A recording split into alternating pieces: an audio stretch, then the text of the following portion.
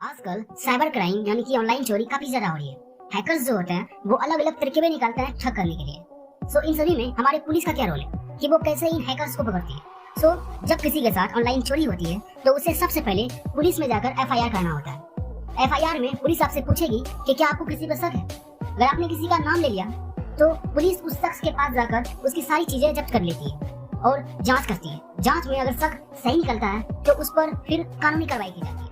लेकिन दूसरी तरफ अगर किसी ऐसे हैकर ने साइबर क्राइम किया है जिसे आप नहीं जानते कि उसने कहां से हैक किया है, तो उस सिचुएशन में पुलिस सर्विस प्रोवाइडर जैसे कि एयरटेल, जियो, इन सभी की हेल्प लेती है, क्योंकि सर्विस प्रोवाइडर के पास आपकी सारी डिटेल्स होती है।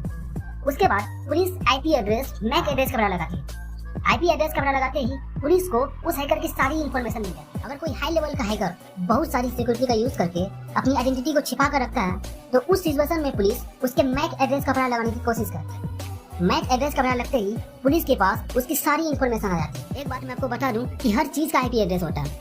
अगर आप रूटर यूज कर रहे हो, वाईफाई यूज कर रहे हो, तो उसका भी मैक एड्रेस होता है। तो अगर कोई हैकर किसी वीपीएन का यूज करके अपनी आइडेंटिटी को छिपाता है, तो उस सिचुएशन में पुलिस उस वीपीएन के कंपनी को संपर्क करती है और वहां से वह उस हैकर की रियल मैक एड्रेस लेने की कोशिश करती है। मैक एड्रेस जैसे ही पुलिस को मिलता है तो पुलिस उससे उस हैकर का IMEI नंबर निकालती है, जिससे सारे सिम कार्ड की डिटेल्स निकल कर आती है।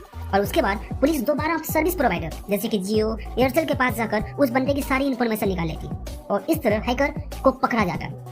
यानी कि पुलिस किसी न किसी तरीके से हैकर को पकड़ने की कोशिश करती है। अब बात करते हैं कि जो स्कैमर होते हैं, जो आपको बार बार कॉल करके कहते हैं कि 50 लाख की लॉटरी लग गई, तो वो स्कैमर अगर एक ही सिम कार्ड का यूज करते हैं तो पुलिस उसके सिम कार्ड को ट्रैक करती है और उस स्कैमर